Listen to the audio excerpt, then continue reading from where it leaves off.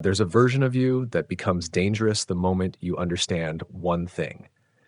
Power does not start with controlling others. It starts with controlling yourself. A version of you that doesn't react when someone tries to provoke you, that doesn't rush to defend yourself when you're misunderstood, that doesn't get pulled into every situation just because it demands your attention. Most people never become this person. Not because it's impossible, but because everything they've been taught pushes them in the opposite direction. They've been taught that strength means reacting fast, speaking up immediately, standing their ground, proving their point. So they do. They respond to everything. They react to everyone. They let every small situation pull their attention in a different direction. And because of that, they feel like they're in control. But they're not. They're being controlled. Because the moment something outside of you can dictate how you feel, you are no longer in charge. Think about it. If someone can make you angry with just a few words, who's really in control? If someone can shift your mood, ruin your focus, pull your attention away from what actually matters without ever touching you, are you the one deciding your state? Or are you reacting automatically? This is where most people avoid looking, because it forces a realization that's uncomfortable, that many of your reactions are not choices, they're triggers. And every time you respond to those triggers, you reveal something. You reveal what affects you. You reveal what matters to you.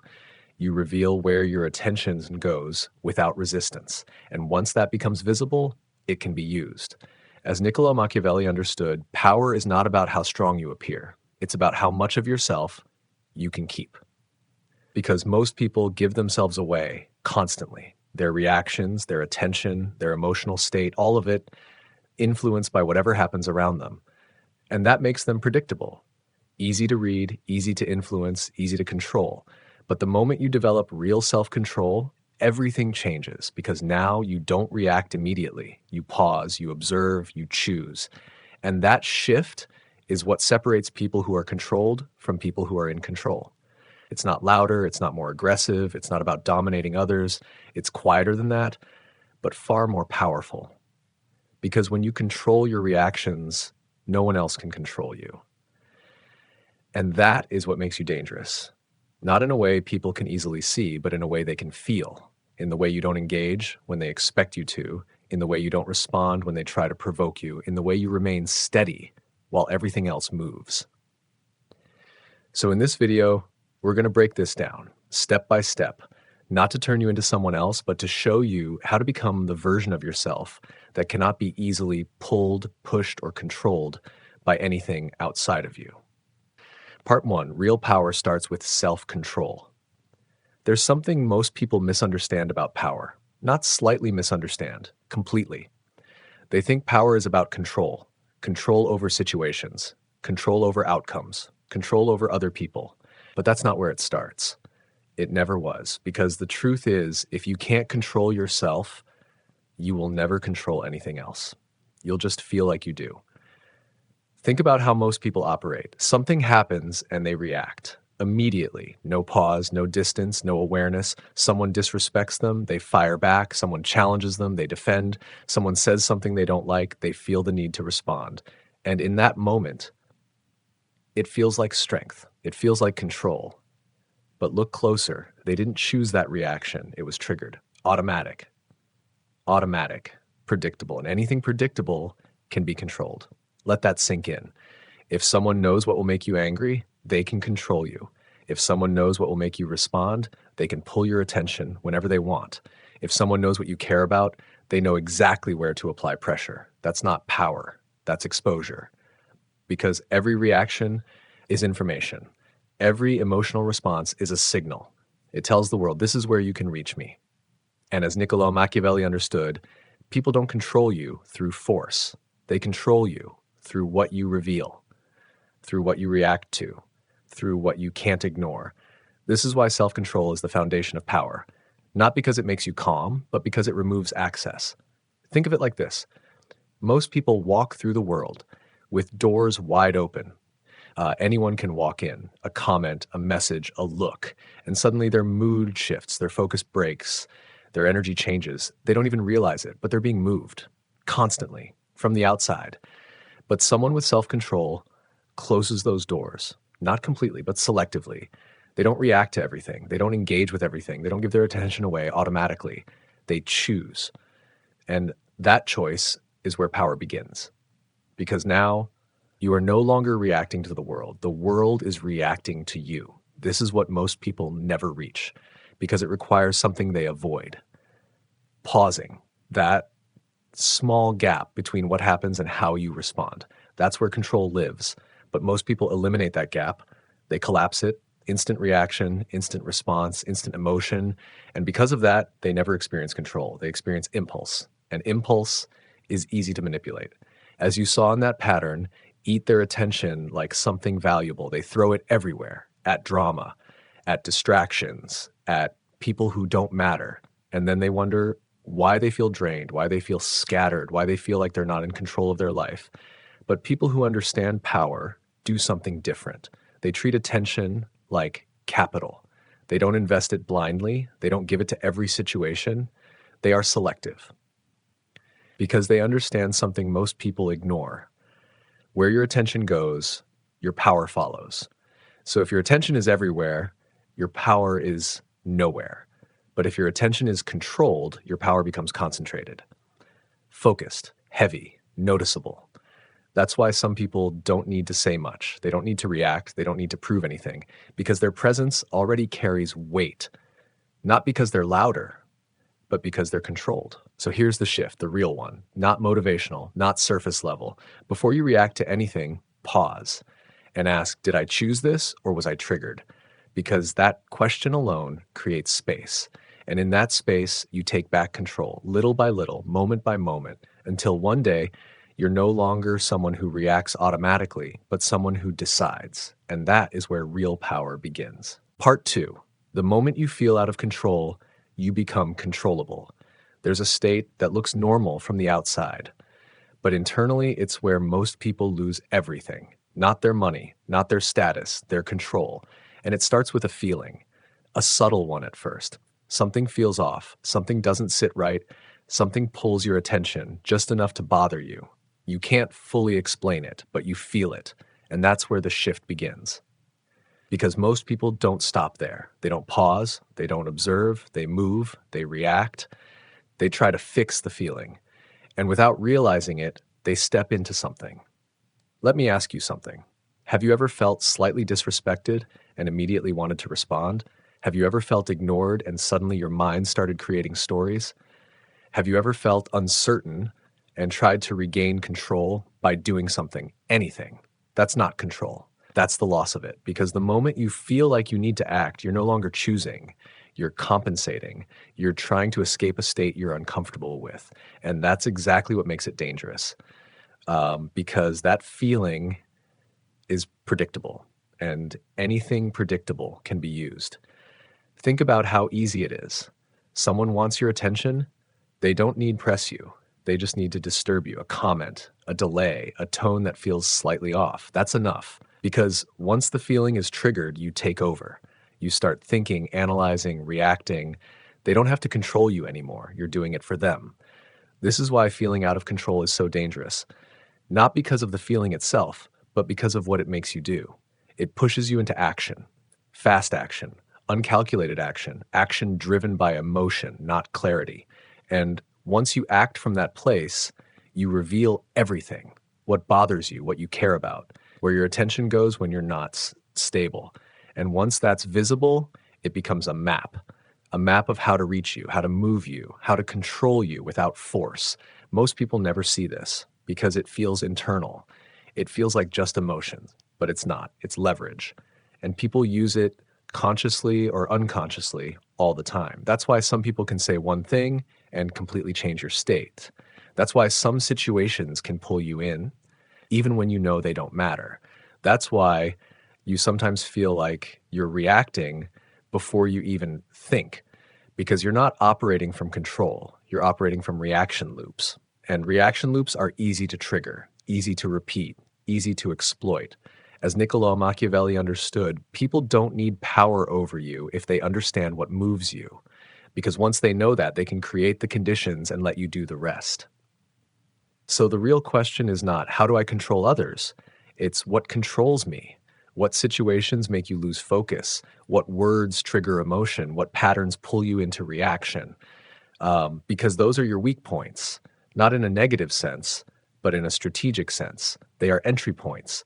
And if you don't see them, you will keep repeating the same pattern, feeling, reacting, losing control over and over again. But the moment you see it, everything slows down. You feel the trigger, but you don't move immediately. You notice the emotion, but you don't follow it blindly. You create distance, just a small gap between what you feel and what you do. And that gap is everything, because in that gap, you take back control, not by suppressing emotion, not by pretending you don't feel anything, but by choosing what to do with it. Most people never reach this point because they're addicted to resolution. They want to fix the feeling immediately, respond immediately, act immediately, close the loop immediately. But control doesn't work that way.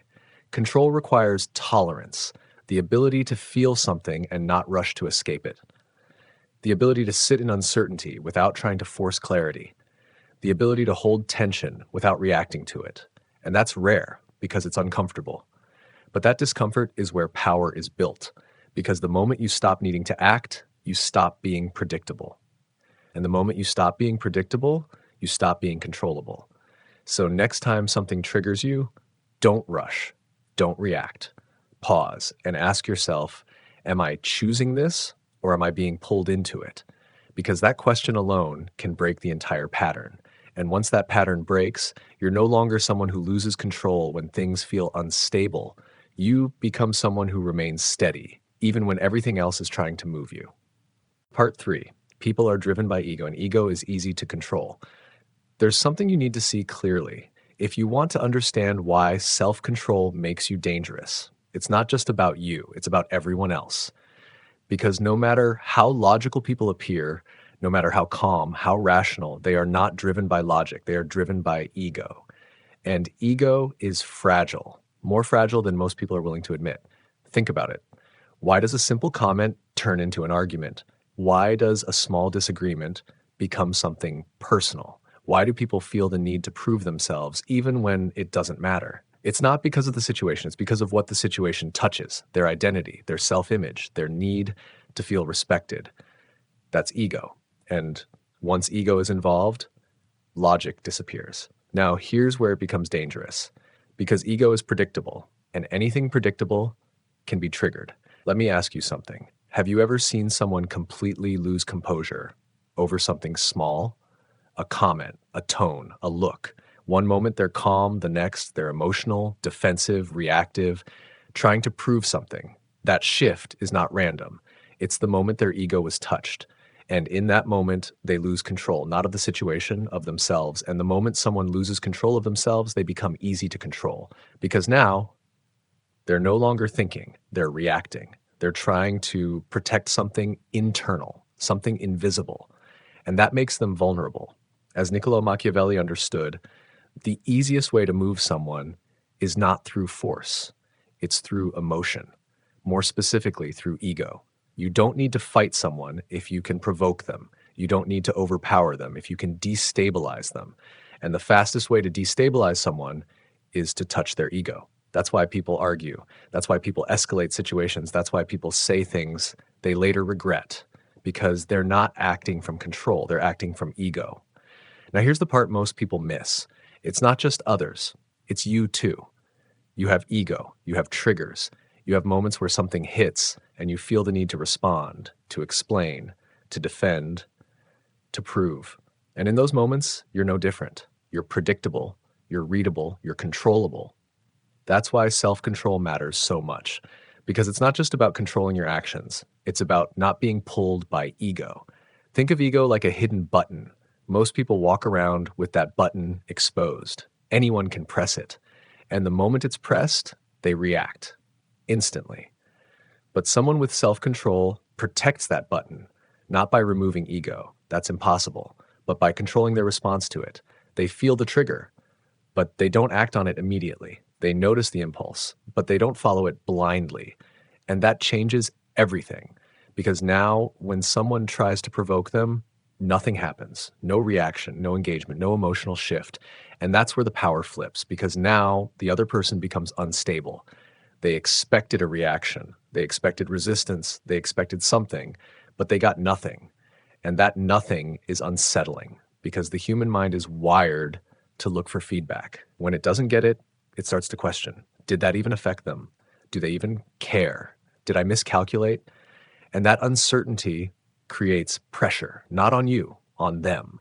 This is what real control looks like, not dominating others, not overpowering situations, but remaining steady when others are trying to move you. Because once you stop reacting to ego, you stop feeding it. And once you stop feeding it, you step outside the game. You're no longer part of the emotional exchange. You're observing it. And from that position, you have clarity. You see what others don't. You see the patterns, the triggers, the reactions, and more importantly, you're not inside them. You're above them. And that's what makes you dangerous. Not because you manipulate people, but because you're no longer easily manipulated. Because when ego doesn't control you, nothing else can either. And in a world where most people are driven by emotion, the person who isn't becomes impossible to predict, impossible to move, and almost impossible to control. Part 4, perception is power, not who you are. There's a mistake that almost everyone makes, and it costs them more than they realize. They believe that who they are is what matters, their intentions, their values, their truth. They believe if they are good, if they are honest, if they are real, the world will recognize it. But it doesn't, because the world doesn't respond to who you are. It responds to how you are perceived. Let that settle for a moment, because this changes everything. Think about it. How do people form opinions about you? Not by reading your thoughts, not by understanding your intentions, but by what they see. Your tone, your posture, your timing, your reactions. Small things, subtle things, but consistent. And consistency becomes identity. If you react quickly, you're seen as emotional. If you explain too much, you're seen as unsure. If you engage in everything, you're seen as available. And once that perception is formed, it sticks. Not because it's true, but because it's repeated.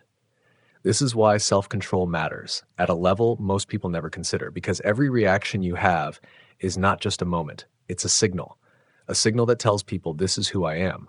And the more consistent that signal, the stronger the perception. Now here's the problem. Most people are not in control of their signals. They react based on how they feel. They speak based on impulse. They express everything immediately. And because of that, their image is unstable, inconsistent, easy to read, easy to predict. But someone with self-control operates differently. They don't show everything. They don't react to everything. They don't reveal everything. They filter, not in a fake way, in a strategic way, because they understand something critical. Every expression is information. Every word is exposure. Every reaction is data. And once that data is out there, it can't be taken back. As Niccolò Machiavelli observed, those who survive and gain influence are not the ones who reveal everything. They are the ones who control what is seen. Because perception is what people respond to, not truth, not intention, perception. This is why two people can do the same thing and be seen completely differently. One is respected, one is ignored, one is seen as confident, one is seen as insecure. The difference is not action, it's control. Control over how they present themselves, control over when they speak, when they stay silent, when they engage, when they step back. And that control comes from self-control. Because if you can't control your internal state, you can't control your external signal. You'll react too soon, speak too much, reveal too fast. And once that happens, your perception is no longer yours. It belongs to whoever is watching. Think of it like this. You are always broadcasting. Every interaction is a message, and most people broadcast everything. Unfiltered, raw, emotional. But someone with self-control broadcasts selectively. They choose what to show. They choose what to hold back.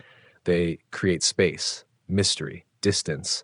And that distance creates weight, because when people don't have full access to you, they pay more attention, they observe more closely, they fill in the gaps, and often they assign more value than what is actually there. This is how influence works, not by force, not by volume, but by control. Control over presence, control over expression, control over perception. So the question is not, am I being myself? The question is, what am I showing consistently? because that is what people see. That is what they respond to. That's what they remember. And if you are not intentional about it, you will be defined by your reactions, not your reality. But if you develop self control, you take that power back. You stop broadcasting everything. You stop reacting automatically. You start choosing what gets seen. And when you do that, something shifts. People begin to watch you differently, listen differently, respond differently, not because you changed who you are, but because you changed what you allow others to see. And in a world driven by perception, that difference is everything. Part 5, emotion destroys precision, and precision is power. There's a cost that most people never calculate, not because it's hidden, but because it feels natural, it feels human, and because of that, they trust it. They trust how they feel in the moment. They trust their reactions, their instincts, their emotional impulses. And sometimes that works, but most of the time it doesn't, because emotion is not precise. It's fast, it's intense, it feels convincing, but it's not accurate. Let me show you what that means.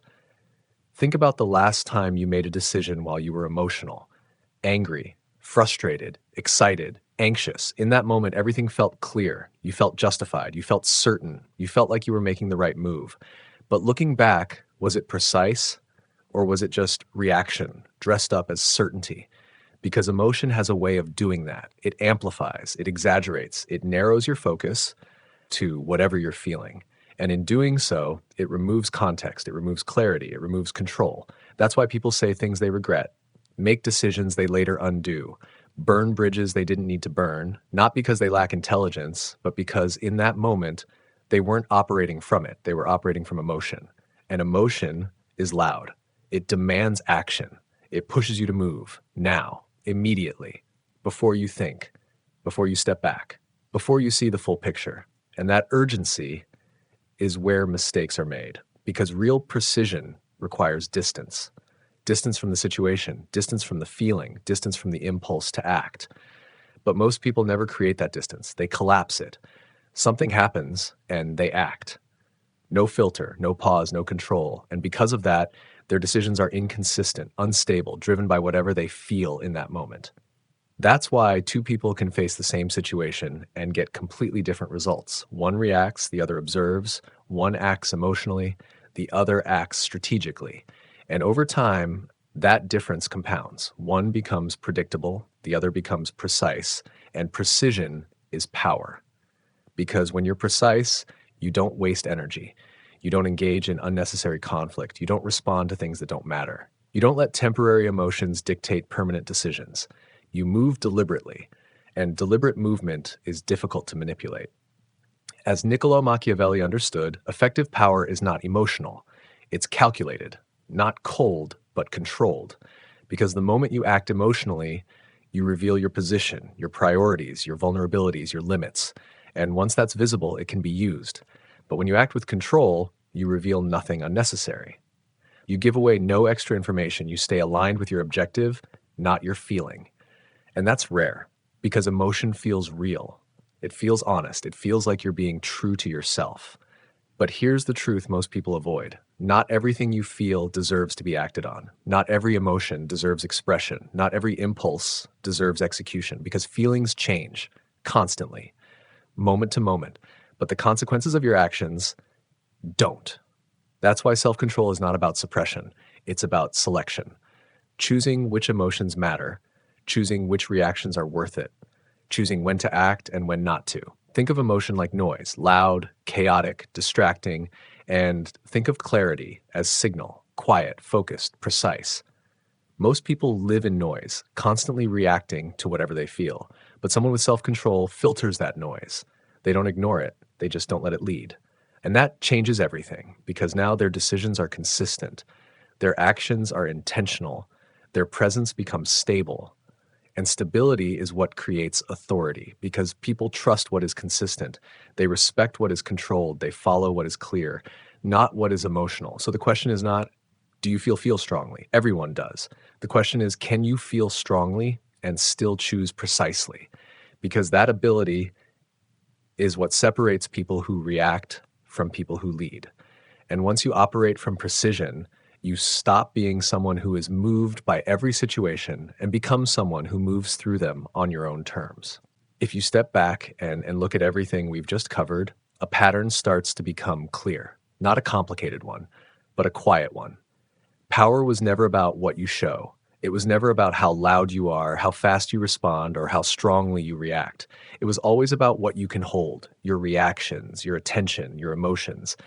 Because every time you react without control, you give something away. You give away your focus, your energy, your position. And most of the time, you don't even realize it's happening. You think you're gaining control, but you're being pulled, moved, shaped by whatever is happening around you.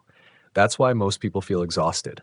Not because life is too difficult, but because they are constantly reacting to it, constantly engaging, constantly responding, constantly giving their attention to things that don't deserve it.